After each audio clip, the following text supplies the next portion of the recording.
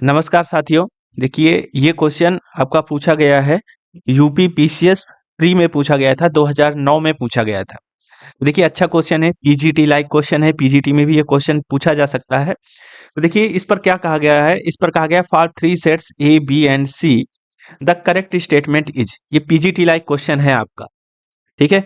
और UP PCS में पूछा भी गया है, इस वजह से मैं आपको इसको बता रहा हूँ, समझा रहा हूँ कि कैसे कॉन्सेप्ट को अप्लाई करना है। एक होता है रटना और एक होता है क्वेश्चन को समझना कि हम कौन सा कॉन्सेप्ट अप्लाई करके सॉल्व करेंगे। तो वो चीज मैं आपको समझा रहा हूँ। देखिए, तो यहाँ पर आप देखेंगे कि जो सी स्टेटमेंट है इसका, ये वाला स्टेटमेंट, ये एक रिजल्ट है आपका। इसको हम लोग एज ए रिजल्ट भी यूज करते हैं। तो ये हम लोग को पता होना चाहिए कि हमारा इसका सी स्टेटमेंट है, ये एक रिजल्ट है। इसको हम लोग यूज करते भी हैं जनरली। तो ये हमारा सी स्टेटमेंट सही है। अब ये सही क्यों है, इसको हम लोग प्रूफ भी कर सकते हैं, है ना। ऐसे नहीं कि हम लोग केवल किसी को कह देंगे सही है। तो इसको हम लोग प्रूफ कर सकते हैं। तो मैं आपको इसको बता रहा हूँ कैसे हम लोग इसको प्रूफ कर सकते हैं।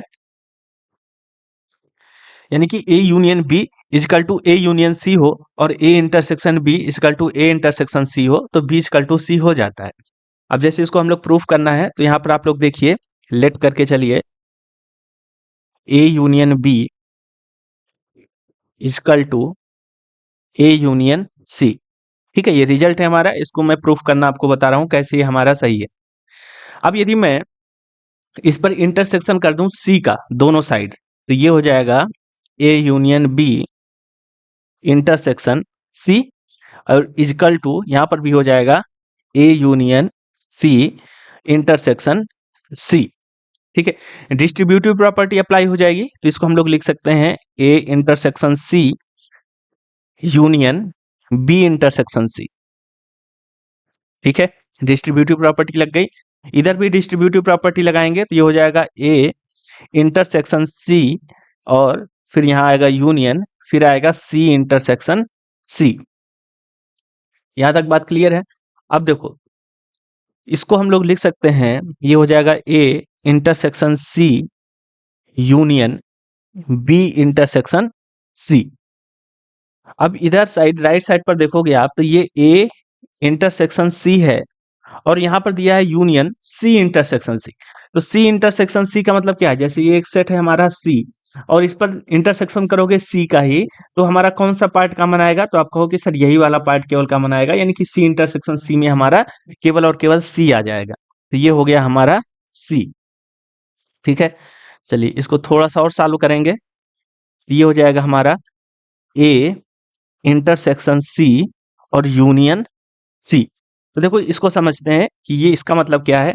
जैसे मान लो ये हमारा एक सेट है ए, ठीक है, और यहाँ पर मैंने एक दूसरा सेट ले लिया सी, ये हमारा रेड वाला सी है। तो यदि मैं ए इंटरसेक्शन सी की बात करूं, तो कौन सा पार्ट आएगा, आप कहो कि सर ए इंटरसेक्शन सी में ये वाला पार्ट आएगा। ठीक है, तो ए इंटरसेक्शन सी हमने निकाल लिया।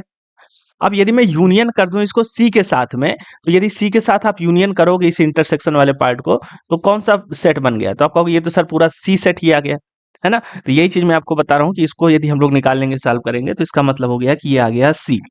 ठीक है, तो ये हमने क्या निकाला है, यहाँ से लिख सकते हैं कि A intersection C union B intersection C किसके इक्वल आ गया, सी के इक्वल आ गया। कॉन्सेप्ट को मैं सिखा रहा हूँ, है ना। इस तरीके से हम लोग क्वेश्चन को सॉल्व करना सीखेंगे तो कोई भी क्वेश्चन होगा उसको इजीली समझ पाएंगे। यदि केवल ट्रिक के चक्कर में रह जाएंगे तो बहुत सारे क्वेश्चन हम लोग, यदि ट्रिक अप्लाई नहीं होगी तो हम लोग क्वेश्चंस को छोड़ देंगे। इस वजह से मैं कह रहा हूँ कि क्वेश्चन में कॉन्सेप्ट अप्लाई करना सीखना होगा, यदि हम लोग पीजीटी और जीआईसी इत्यादि एग्जामों की तैयारी कर रहे हैं तो ये आपको यहाँ तक समझ में आ गया। अब देखो, फिर से हम लोग लेट करके चलते हैं। इसको आप इक्वेशन नंबर 1 मार्क कर दीजिए, या आप सबसे पहले इसको इक्वेशन 1 मार्क कर दीजिए और इक्वेशन 2 इसको मार्क कर दीजिए। अब देखो, यहाँ पर फिर से हम लोग यही चीज लेट करके चलेंगे। यहाँ पर लिखिए लेट, हमारे पास था A union B is equal to A union C, ये था हमारे पास। अब हो गया सर। अब देखो, अभी हमने जो इंटरसेक्शन किया है, यहाँ पर हमने सी के साथ इंटरसेक्शन किया था, है ना। अब मैं यहाँ पर यदि बी के साथ इंटरसेक्शन कर देता हूँ, तो ये हो जाएगा A union B intersection B is equal to, यहाँ पर क्या आएगा, तो आप कहोगे A union C intersection B आ जाएगा। अब इसको देखो, डिस्ट्रीब्यूटिव प्रॉपर्टी लगेगी, तो ये हो जाएगा ए इंटरसेक्शन बी फिर यूनियन बी इंटरसेक्शन बी, ठीक है, इजिकल टू यहाँ पर भी डिस्ट्रीब्यूटिव प्रॉपर्टी, ये हो जाएगा A intersection B union C intersection B. ये क्लियर है? आप कहोगे सर यहाँ तक समझ में आ गई बात। अब देखो ये तो है हमारे पास ए इंटरसेक्शन बी, ठीक है, और यूनियन बी इंटरसेक्शन बी, तो आप वही चीज है जो ऊपर हमने अभी सी इंटरसेक्शन सी देखा था। जैसे ये हमारा कोई सेट है जो कि बी है ना, और इस पर बी का ही इंटरसेक्शन करोगे तो कौन सा पार्ट कॉमन आएगा, तो हमारा यही बी सेट ही कॉमन आएगा। ये हो जाएगा हमारा केवल यहाँ पर बी इजिकल टू, यहाँ पर देख लो ए इंटरसेक्शन बी है, ठीक है, यहाँ पर है हमारे पास A intersection B union C intersection B. तो देखो आप लोग जानते हैं कि या तो आप लोग बी इंटरसेक्शन सी लिखें या हम लोग इसको सी इंटरसेक्शन बी लिखें, ये दोनों ही इक्वल होता है, कम्यूटेटिव प्रॉपर्टी यहाँ पर होल्ड हो जाती है, ठीक है, तो ये चीज इक्वल होती है। क्योंकि देखो यदि यहाँ पर ये हमारा कोई एक सेट है बी और ये दूसरा सेट हमने ले लिया सी, तो बी इंटरसेक्शन सी कौन सा होगा, तो आप कहोगे ये वाला पार्ट, तो चाहे बी इंटरसेक्शन सी करो तब भी यही आएगा और सी इंटरसेक्शन बी करो तब भी यही आना है, तो ये दोनों ही इक्वल होते हैं। तो हम लोग सी इंटरसेक्शन बी की जगह क्या लिख सकते हैं, बी इंटरसेक्शन सी लिख सकते हैं। आप कहोगे यस सर, ये तो हमारे समझ में आ गया। और देखो एक चीज यहाँ पर और वो कर लो कि देखो ए इंटरसेक्शन बी की वैल्यू हमको गिवन है। यहाँ पर देखो ए इंटरसेक्शन बी किसके इक्वल होता है, ए इंटरसेक्शन सी की इक्वल है ना, तब हम लोग इसको बी इक्वल टू सी दिखा पाएंगे। चलो ए इंटरसेक्शन बी को हम यहाँ पर ए इंटरसेक्शन सी लिख सकते हैं, ये मैंने यहाँ पर रख दिया ए इंटरसेक्शन सी।